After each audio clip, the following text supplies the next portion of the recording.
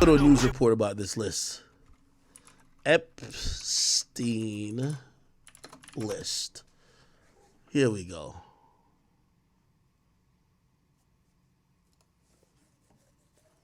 Here we go, people. Epstein that will likely make public the names of vast swaths of Epstein's associates, according to ABC News. Now, the documents set to be released are part of a settled civil lawsuit alleging Epstein's one-time paramour, Ghislaine Maxwell, facilitated the sexual abuse of Virginia Giuffre. Per reports, anyone who did not successfully fight to keep their name out of the civil case could see their name become public, including more than 150 people, which include Epstein's victims, co-conspirators, and other associates.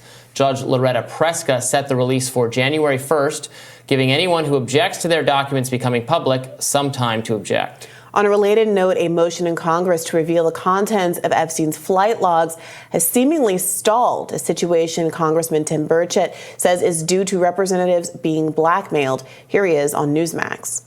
And too many of my colleagues, I'm afraid, are compromised in this area for whatever reason. Somebody just whispered in their ear, said, hey, you don't want something to come out on something else. You better keep your mouth shut on this. And that's exactly what they've done.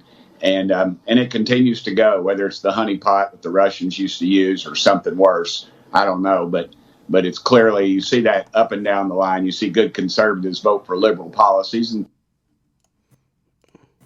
publicize their names, particularly if they object to it, possibly even if they don't say anything at all. And they were underage at the time, they're victims of sex crimes. It's general practice not to release information on those people. The media doesn't provide names of those people, even if it is known. Even if you have a police report that names the person, you're not in the media. You don't, if they're under 18 or 6, that's not illegal. That's just common journalistic standard practice. So I can see the argument for it. I think what we're going to get is the names of people. We're going to get names of people who provided testimony or who were involved in the proceedings, who are maybe witnesses or associates, which doesn't necessarily mean that they had anything to do with underlying criminal behavior or wrongdoing.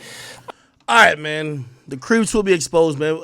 The only fucked up thing about it with this Jeffrey Epstein thing, as much as people have these conspiracy theories, I don't really think we're going to ever really know, man. Like, I think they killed the nigga who they needed to kill.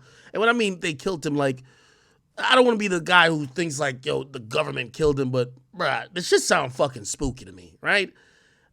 Whoever would be implicated in this, I believe they have covered up all their tracks already. It's not still something they're worried about. And whatever will come out, might mention them, but won't mention them in any capacity that could really, really incriminate them. Because at the end of the day, look at the list. Like, Jay-Z and Beyonce's on it. You know what I mean?